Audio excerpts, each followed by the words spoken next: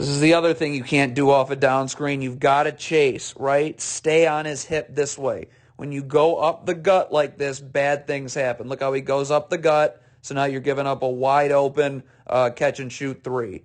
So again, it's just the big has to show, right? You've got to show, but you also you have to chase. You got to stay on his hip chasing this way.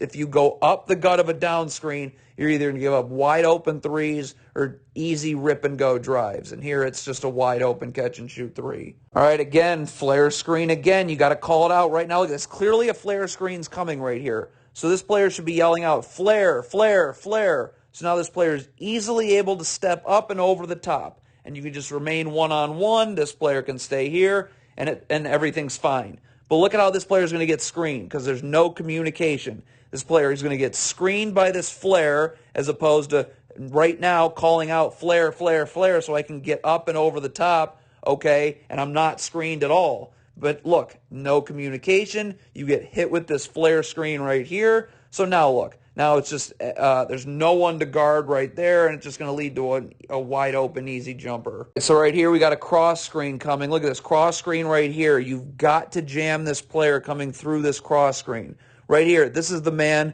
whose man is setting this cross screen.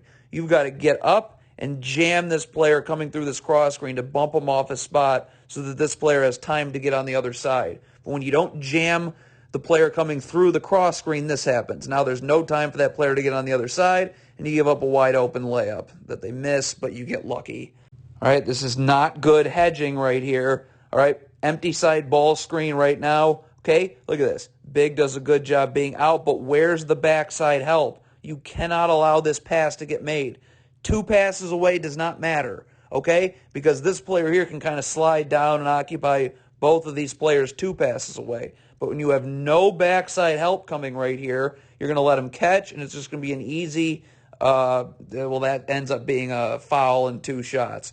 So again, let's back it up, all right? When should the backside help start coming? You can see an empty side ball screen's coming now. This player can't be standing right now, okay? Like this, right now you see a ball screen getting set. This player should already be cheating over. And then as soon as the ball screen actually gets set, boom, he's gone and in backside help. This player can kind of sink down and guard the players 2 passes away. But when you have absolutely no backside help, when you hedge, terrible things happen. And right here, it's a 2-shot foul.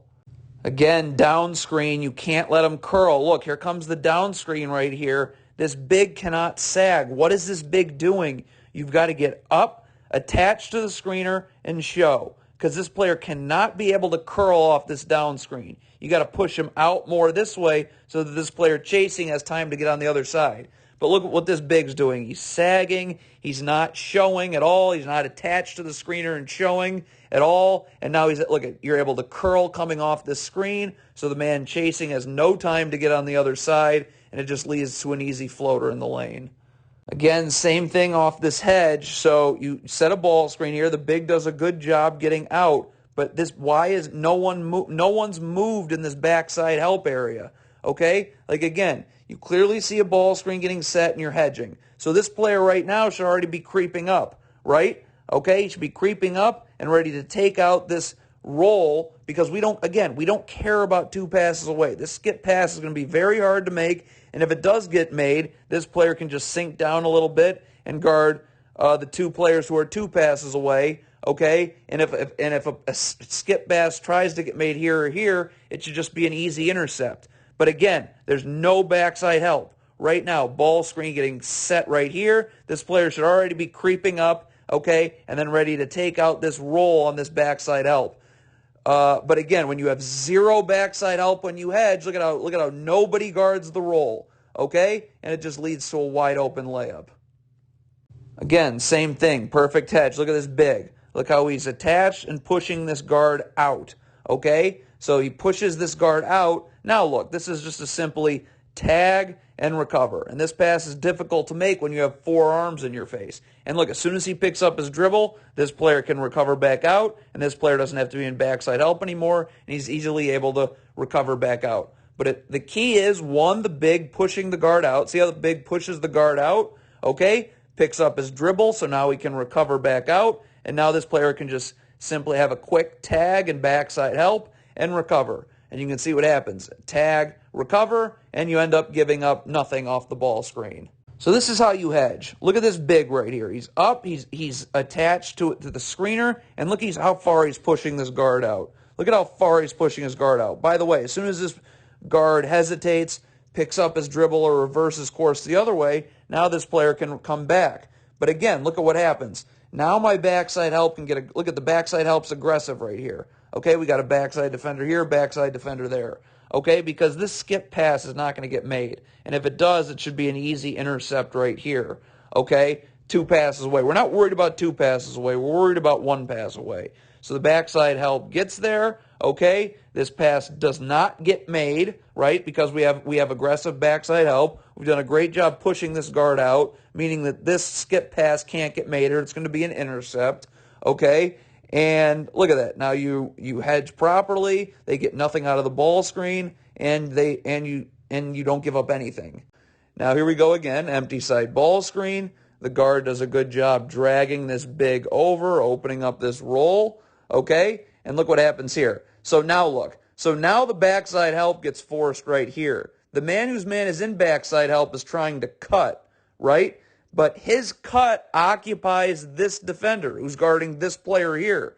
So the read is that this cut occupies this defender, and now the three-point line is just wide open. You can see it's exactly what happens. Leads to a wide open catch and... Okay, so on this first ball screen, it's easy. Empty side. Okay, see, empty side ball screen. All right, this guard does a nice job just stepping up to make sure this defender has to step up. They're in a drop coverage here. Okay, and look what happens. See, he steps up. So now look, now that forces backside help. What happens when backside help comes? That means this dunker spot is wide open, and it leads to an easy 2. All right, so we got another empty side ball screen. Now, first of all, this guard's got to attack downhill right here. You've got to get downhill to engage this big. So now Hunter Dickinson's roll's open, and it's either pass right to Hunter Dickinson for 2, or again, you occupy this backside defender on Hunter Dickinson's roll, and now this dunker spot is wide open. Okay, or if the dunker spot gets occupied by this defender, okay, now this player's wide open here in the corner for a catch and shoot 3.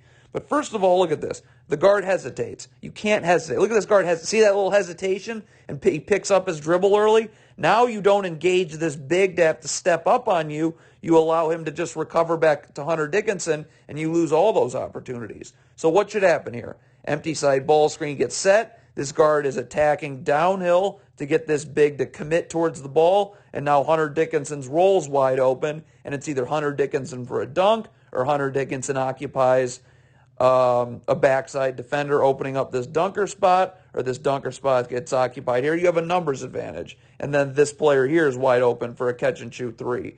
But the guard picks up his dribble too early without forcing this big to have to step up, opening Hunter Dickinson's roll, okay, and now I lose all my advantages. Okay, so here comes an empty side ball screen that Michigan runs, okay? See, they empty the strong side of the floor right here, okay? Now look, this guard first of all, this guard does a great job attacking. As long as this guard is attacking this way, it forces this big to have to stay towards the ball, and it opens this big's roll. And he actually is able to turn the corner here. Look at this right here.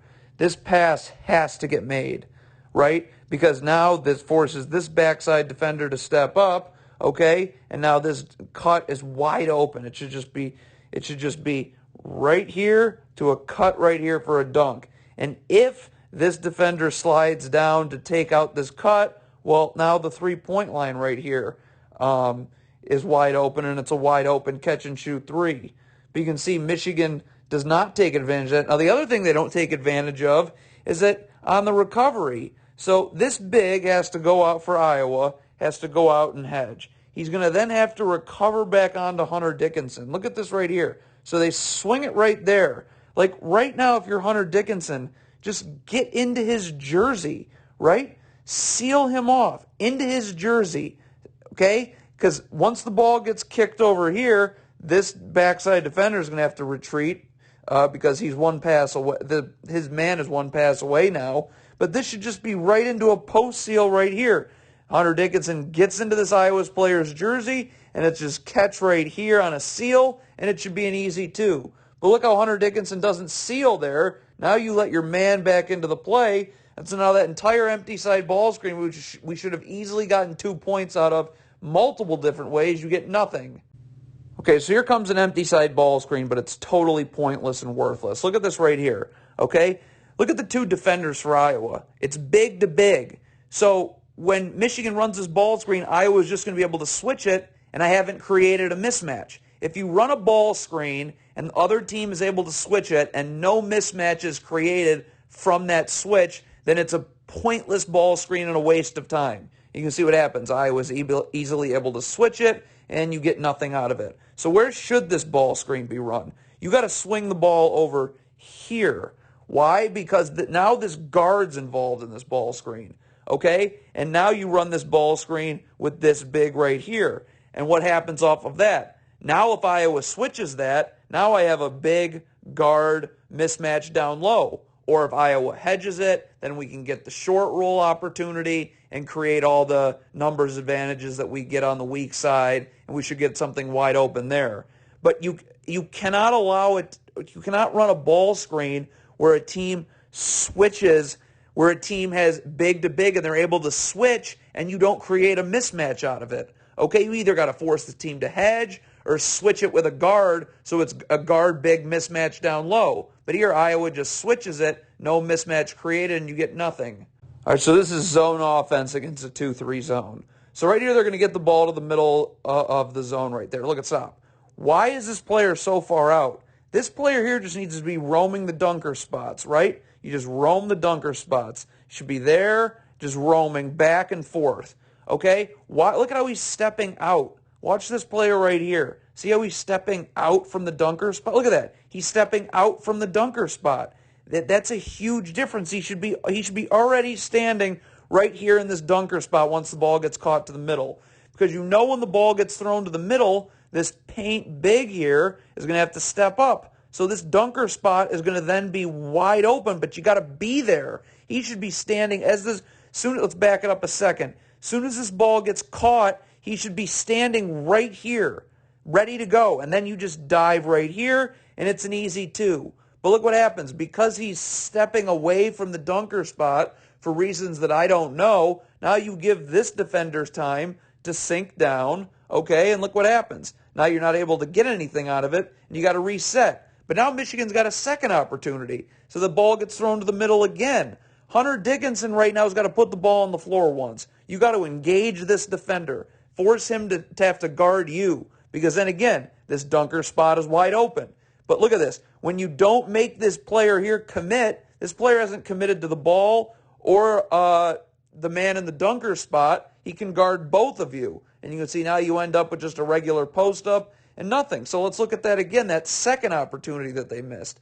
Hunter Dickinson right here has got to catch, put the ball on the floor once, just to engage this defender, to have to step up and guard the ball. And now this is wide open, or again, if this player then takes out that man when this player steps up, then this is wide open for a catch-and-shoot 3. But Hunter Dickinson does not make this big commit anywhere, so none of that is available, and you just end up with a regular post-up, and you get nothing. All right, so we got another empty side ball screen. Now, Iowa's going to switch, but look how they're going to switch. They're going to switch poorly. They switch over the top. Whenever you want, on defense here, if you're switching, you got to get underneath the screener because this can happen, which Michigan doesn't take advantage of, but it could have happened. Like right now, again, this should be a post seal, right? You just get right into his jersey, wide base, seal him off, and the ball gets swung here. When the ball gets swung here, now this backside defender has to retreat to the corner. And this should just be from there right into a post seal down here. You're catching the ball right here on a seal, and it should be an easy 2. But instead, look what happens. Watch this, what happens right here. You let this player back into the play, and now look where you're catching the ball. You're catching the ball all the way out here with a regular post-up when you should have caught it right here on a post seal. And you can see now it's just a regular post-up, and it's just one-on-one, and it leads to nothing. Okay, this is just a horrendous switch. Like if you're switching this ball screen right here, if that's what you want to do, this player's got to be level to the screener. I mean, he cannot be sagging like this. Like your man is now this player right here. So you've got to get level to the screener. So when this player comes off this ball screen, you're ready to defend one-on-one. But you sag, you're not level to the screener, ready to switch, and it just walks right into an open three. Okay, so this is a dribble handoff that gets totally botched. Look at right here. I mean, this player right here is doing a great job of taking a step back so that this player can just simply come right through and meet the player coming off the handoff on the other side. Okay? I don't know why you're trying to switch this. That's very basic and won't be a problem. But they end up trying to switch this. So we have a miscommunication. We have two guys going to one, and no one takes this man right here. Okay, so obviously this needs to get communicated. Like this player needs to communicate that I'm taking this and I'm taking this, or this player needs to communicate, switch, I got yours, and boom. Okay, but you can see they have a miscommunication on the switch, and it's going to lead to a wide open catch and shoot three. But again, you don't even need to switch this. Why? Look at this. Again, dribble handoff. This player's done a nice job giving a little gap through, and this player should just be easily able to come on the other side, and you're fine. But you end up switching this. It's a horrible switch, and it leads to a wide open catch and shoot three. All right, so if you're icing this ball screen, you've got to have some backside help. See, the Clippers are icing this ball screen right here. Okay, this backside defender's got to slide over a little bit and just kind of dig at this. Like right now, look at this. Where's this player going? You should be cheating up a little bit just so that you can dig, give this player full time to recover back on to his man right here, okay? It's just jab, recover back out. But when you have no backside up whatsoever, you're not stunting to give this big time to come back, to recover back onto his man. It's just way too easy. It's just pocket pass right to an open little floater. All right, so we got a flare screen coming right here. Look, here comes the flare screen right here. Why is this player here, whose man is setting this flare screen, not calling out flare, flare, flare? Okay, clearly this flare screen's about to get set. So Reggie Jackson can just get up and over the top easily, early, and he doesn't get screened. Okay, now he's up and over the top of that flare screen, and nothing happens. But you can see what happens. Look at it. He gets screened. So now the Clippers are scrambling because they're trying to switch. Like you got Reggie Jackson now trying to switch here, but there's no communication because this player is still guarding here. He's not going out, okay? And it just leads to a wide open little floater in the lane. But again, it really comes down to just not having to switch this if you are defending the flare screen properly. Again, the flare screen's getting set. Call this out. This player here's got to call this out. Flare, flare, flare. So Reggie Jackson can get up and over the top early, and then nothing happens. And then you can stay on your man right here, and we're not having two people guard one. But again, they don't defend this flare screen because Reggie Jackson's going to get hit with the flare, which should never happen if there's communication from right here that his man is setting a flare screen, okay? And you end up with a botched switch and an easy little floater in the lane for two. Very basic here, down screen coming. You've got to show. Here comes this down screen right here. Reggie Jackson, whose man is setting the screen, has got to stay attached to his man right here, okay, and show so that this player has time to chase and get on the other side. When you don't show, you allow this player to curl like this. See how he doesn't show? So now he's able to curl. That forces help right here, okay, because it doesn't give the player to get on the other side, and it's going to lead to a wide open catch and shoot three. So again, this is just basic down screen defense. Here comes a down screen right here. Boom. Reggie Jackson's got to be showing. Stay attached so this player can't slip it, but you got to show to force this player out more so that this player has time to get on the other side. But when you don't show, this player's allowed to curl like that. Now he draws help, and it's a wide open catch and shoot three. All right, so you got to help the helper down low here. All right, so DeMar DeRozan's going to end up posting up right here. Okay, so as DeMar DeRozan's posting up, look at you can see this man right here is getting ready to help. So if DeMar DeRozan turns the corner here, he's going to step up. So what needs to happen? Well, this player needs to start to be cheating down just a little bit, okay? Because if once he turns the corner and this player steps up, you cannot allow DeRozan to just drop this off right here, okay? You've got to help the helper. So again, look what happens here. Boom. Double team comes. Why hasn't this player moved yet? Again, right here, you see that this man's getting ready to double if DeRozan turns the corner. So I'm already starting to creep down just a little bit, okay? And once that double team comes, boom, I'm already in front of Vucevic so that drop-off pass can't happen, okay? But again, the double team comes, there's no one to help the helper, and it's just a drop off to an easy 2. Very basic right here. We've got a cross screen coming, okay? There's your cross screen right there. So here's your cross screen. This is the man whose man is setting that cross screen. He cannot be sagging. He's got to be up, level to the screener, and it's DeMar DeRozan coming through. You got to jam him as he comes through so that this defender has time to easily get on the other side. But look what happens when you don't jam the player as he comes through the cross screen. He's able to get a free release, and it's just right into a catch-and-shoot jump shot. This is a horrible switch by the Pistons here. Look at this ball screen right here. How can you switch a guard and Cade Cunningham on a Nikola Vucevic? I mean, this is obviously going to be an easy 2 for Chicago down low off that mismatch. So how should you defend this ball screen? Well, you have 2 options, all right? One here is jam this big right now. Get up and jam this big so you can go under and meet him on the other side. Or hedge, all right? So right here, this guard is up, fighting up. This big is up, pushing this guard out this way. And now I have backside help right here. This player needs to slide down a little bit, okay? But if a skip pass gets made, this player will have slid down, and he can now come down here into the weak side corner, okay? And the man in backside help then just X's out up here, okay? But when you switch this ball screen, guard big with Vucevic, I mean, it's 2 points. So we got a guy standing in no man's land right here. All right, the ball's going to get thrown down to Vucevic down low. What is this player for the Pistons doing? You're just in total no man's land. I mean, if he wants to kick the ball out this way, okay, it's a catch-and-shoot 3. So look what happens. He's getting ready to double, but the double comes late. Like, your double's got to come right now. Why are you still standing? And you can see it comes late, so it's just an easy 2. So if you're going to double the post here, okay, very simple, all right? Ball gets thrown down low. Like right now, boom. I'm not standing in no man's land. I'm coming over right here to double right now, okay? I'm going to leave the weak side wing open, and this play, so now that I have 4 different arms in Vucevic's face, okay? If they send a cutter this way, then this player simply just takes him out. But he can, or if he stands at the perimeter, okay, and the ball gets thrown out this way, it's an easy X out, right? This player just slides up here, and Bagley goes from doubling to taking this man right here, okay? But when you just stand in no man's land like this, you're not accomplishing anything. Then the double comes way too late, and it's 2.